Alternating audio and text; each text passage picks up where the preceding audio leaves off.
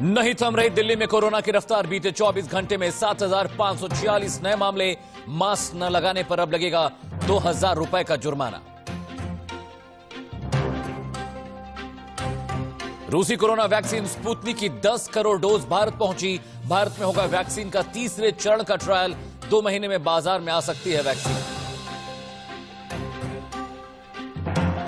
जम्मू कश्मीर के नगरोटा में आतंकी बड़ी साजिश नाकाम। 4 आतंकी ढेर, भारी तादाद में हथियार बरामद। आस्था के महापर्व छठ का आज तीसरा दिन। खरना के बाद सूर्यदेव को पड़ेगा पहला अर्घ। कल सुबह उगते सूरज को अर्घ के साथ महापर्व का होगा समापन।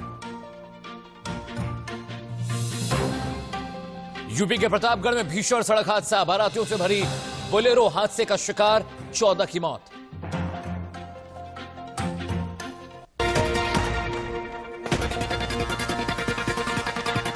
गुड मॉर्निंग, मैं उमेश सिंह। आइए शुरू करते हैं। जागिए सुबह हो गई। रूस से कोरोना वैक्सीन का पहला स्टॉक पहुंच गया है। डॉक्टर रेड्डी को स्पुतनिक वी वैक्सीन का पहला स्टॉक मिला। कोरोना वैक्सीन को लेकर डॉक्टर रेड्डीज का एक रशियन कंपनी के साथ समझौता हुआ था, जिसके तहत 10 करोड़ वैक्सीन इंडिया में पहुंच चुकी है। अब भारत में स्पुतनिक वैक्सीन के तीसरे चरण का ट्रायल होगा। इसके बाद भारत में जल्द वैक्सीन की लॉन्चिंग होगी। फेज 3 ट्रायल संभवतः 2 महीने में पूरा हो जाएगा। इसके बाद यह वैक्सीन आम नागरिकों के लिए उपलब्ध होगी। भारत में 3 वैक्सीन का क्लिनिकल ट्रायल एडवांस स्टेज में है। इनमें कोवैक्सीन, कोविशील्ड और जाइकोडी शामिल है। हरियाणा में कोवैक्सीन के परीक्षण का तीसरा चरण 20 नवंबर से शुरू होगा। हरियाणा के स्वास्थ्य मंत्री अनिल विज को आज सुबह 11 बजे रोहतक पीजीआई के विशेषज्ञों और स्वास्थ्य विभाग की निगरानी में वैक्सीन दी जाएगी। दिल्ली में कोरोना संकट के चलते शादी में मिली छूट को वापस लेने के बाद अब मास्क न पहनने वालों को 2,000 तक जुर्माना देना पड़ सकता है। सीएम अरविंद केजरीवाल के मुताबिक दिल्ली में यह वक्त राजनीति करने का नहीं है, यह समय सेवा करने का है। दिल्ली में कोरोना टेस्टिंग बढ़ाने के आदेश जारी कर दिए गए हैं। टेस्टिंग को दोगुना करने को कहा गया है। दिल्ली प्रदेश कांग्रेस कमेटी ने मास्क न पहनने पर 2,000 रुपए के जुर्माने को वापस लेने की मांग की। दिल्ली बीजेपी प्रदेश अध्यक्ष आदेश गुप्ता के मुताबिक दिल्ली सरकार कोरोना संकट में नाकाम साबित हुई है और उसे 8 महीने बाद सर्वदलीय बैठक की याद आई। कोरोना संकट की रोकथाम के लिए बुलाई गई सर्वदलीय बैठक में तीखी बहस हुई। कांग्रेस और बीजेपी ने दिल्ली सरकार पर कोरोना इंतजामों में लापरवाही के आरोप लगाए। केंद्रीय स्वास्थ्य मंत्री डॉक्टर हर्षवर्धन के मुताबिक कोरोना वैक्सीन के रिसर्च में भारत वैज्ञानिकों दूसरे बहुत आगे हैं।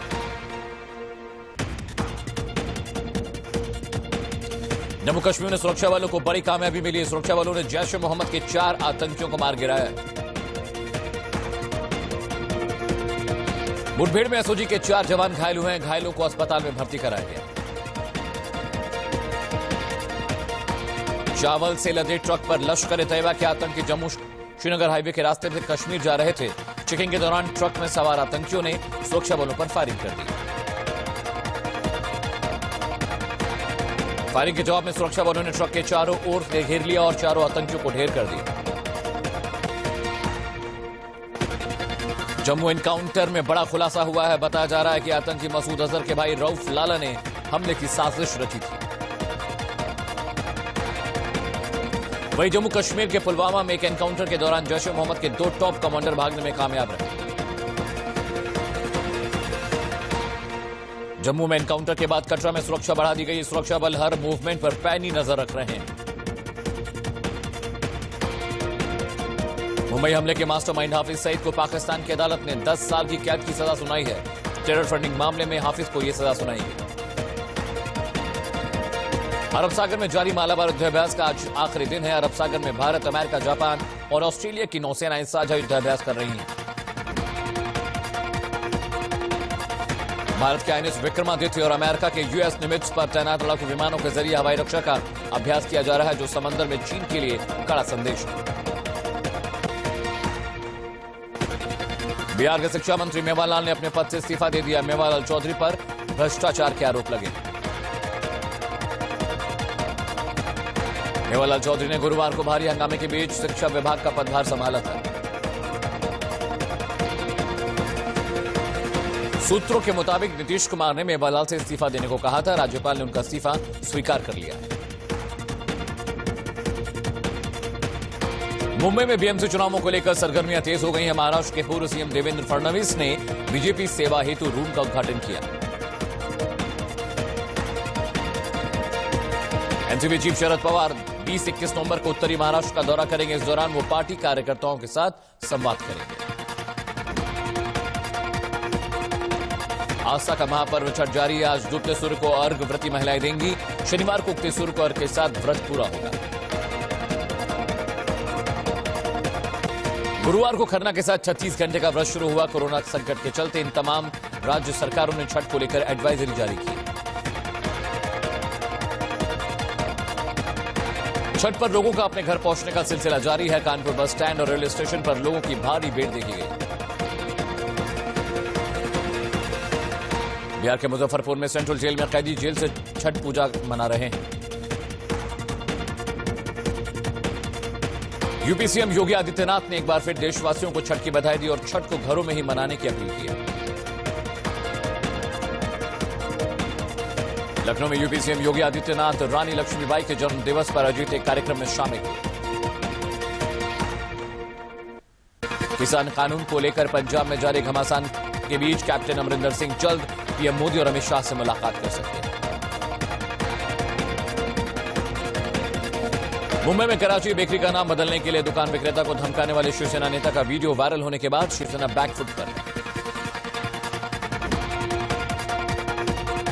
शिवसेना सांसद संजय राउत के मुताबिक कराची बेकरी या कराची स्वीट्स का नाम बदलने की मांग शिवसेना की आधिकारिक मांग नहीं है और न ही हम इसका समर्थन करते हैं। दरअसल शिवसेना नेता नितिन दनगांवकर को एक मिठाई विक्रेता के दुकान के नाम में से कराची शब्द को हटाने के लिए धमकाते देखा गया। पश्चिम बंगाल के मालदा में प्लास्टिक फैक्ट्री में विस्फोट होने से 5 मजदूरों की मौत हो गई। हादसे में 5 मजदूर घायल भी हुए। यूपी के नोएडा में लव जिहाद का मामला सामने आया, जहां एक मुस्लिम युवक ने हिंदू बनकर युवती से शादी की। कंप्यूटर बाबा जमानत मिलने के बाद जेल से रिहा हो गए। उन्हें एक व्यक्ति पर तलवार से हमला करने के आरोप में गिरफ्तार किया गया। यूपी के ग्रेटर नोएडा में सूरजपुर कोर्ट के वकीलों ने हड़ताल की है। वकील पुलिसकर्मियों की अभद्रता मामले में कार्रवाई की मांग कर रहे हैं। यूपी के मथुरा में मंदिर में नमाज मामले में आज आरोपी फैजल खान की जमानत याचिका पर सुनवाई हुई। हैदराबाद में टीआरएस पार्टी गुलाबी रंग के गमछे को भगवान गणेश को डाले जाने को लेकर विवाद हो गया है। कर्नाटक कांग्रेस के प्रमुख डीके शिवकुमार की बेटी ऐश्वर्या की सगाई गुरुवार को कैफे कॉफी डे के संस्थापक वीजी सिद्धार्थ के बेटे अमर्त्य के साथ हुई। सिद्धार्थ की पिछले साल मौत हो गई थी। अमर्त्य कर्नाटक के पूर्व मुख्यमंत्री और बीजेपी नेता एसएन कृष्णा के नाती हैं। कोरोना संकट में बंद किए गए चंडीगढ़ के रॉक गार्डन और अन्य म्यूजियम को खोल दिया गया है। आंध्र प्रदेश के विजयवाड़ा में लेफ्ट पार्टियों ने केंद्र सरकार के खिलाफ विरोध प्रदर्शन का ऐलान किया है। 26 या 27 नवंबर को ये प्रदर्शन किए जाएंगे। सुशांत के दोस्त सुनील शुक्ला ने सुशांत केस में सीबीआई से जांच आगे बढ़ाने की अपील की। ऋषिकेश में आज जानकी सेतु का लोकार्पण किया जाएगा। मुख्यमंत्री त्रिवेंद्र सिंह रावत सेतु का लोकार्पण करेंगे। दिल्ली में 2 ट्रकों से करीब 35 करोड़ का 66 किलोग्राम सोना जब्त किया गया। मामले में 5 लोगों को गिरफ्तार किया गया। दिल्ली में लिफाफा गैंग के 8 बदमाशों को पुलिस ने गिरफ्तार किया है। मध्य प्रदेश के भोपाल में धोखाधड़ी के आरोपी को पकड़ने पहुंची पुलिस का स्थानीय लोगों से झड़प हो गई। स्थानीय लोगों ने पुलिसकर्मियों पर जमकर पत्थरबाजी की। मुंबई में एक 4 साल की बच्ची हादसे का शिकार हो गई। बच्ची की खुले सेप्टिक टैंक में गिरने से मौत हो गई। यूपी के प्रतापगढ़ में भीषण सड़क हादसा आया। बारातियों से भरी बोलेरो हादसे का शिकार हो गई। हादसे में 14 लोगों की मौत हुई। देश में कोरोना के पिछले 24 घंटे में 45,576 नए मरीज सामने आए। देश में 24 घंटे में 585 लोगों की मौत हो गई। मौत का कुल आंकड़ा 1,31,000 के पार पहुंच गया। देश में कोरोना के अब तक 89,58,485 केस सामने आए हैं, जबकि 4,43,303 एक्टिव केसेस हैं। बीते 24 घंटे के दौरान दिल्ली में कोरोना के 7,546 नए मामले सामने आए हैं और रिकॉर्ड 98 लोगों की कोरोना से मौत हुई। दिल्ली में कोरोना मरीजों की संख्या बढ़कर 5,10,630 हो गई। महाराष्ट्र में पिछले 24 घंटे में कोरोना के 5,000 से ज्यादा पॉजिटिव केस मिले। महाराष्ट्र में कोरोना संक्रमित मरीजों की संख्या 17,63,000 के पार चली गई। यहां कुल 46,000 से ज्यादा लोगों की अब तक कोरोना से मौत हुई। दिल्ली नोएडा बॉर्डर पर कोरोना रैंडम टेस्ट किया जा रहा है। 178 लोगों की जांच की गई, जिसमें 9 लोग पॉजिटिव पाए गए। 290 कोरोना के बढ़ते मामले को देखते हुए गृह मंत्रालय ने यूपी और हरियाणा सरकार को एनसीआर में पड़ने वाले अस्पतालों के निरीक्षण का आदेश दिया है। गुजरात में कोरोना के 24 घंटे में 1,340 नए मामले सामने आए। यहां तक अब कुल 1,92,000 कोरोना से मौत हो चुकी है। गुजरात के अहमदाबाद में बीते 24 घंटे में 246 नए मरीज आए हैं, जिसको देखते हुए राज्य सरकार ने नाइट कर्फ्यू लगा दिया, जो रात 9 से सुबह 5 बजे तक लागू रहेगा।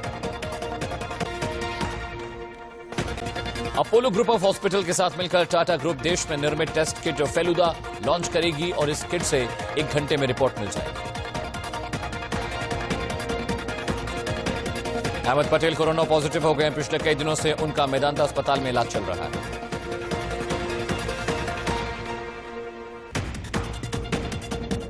ई कॉमर्स कंपनियों के खिलाफ देश के कारोबारियों ने मोर्चा खोल दिया है। देश भर में 40 दिनों का देशव्यापी आंदोलन चलाया जाएगा।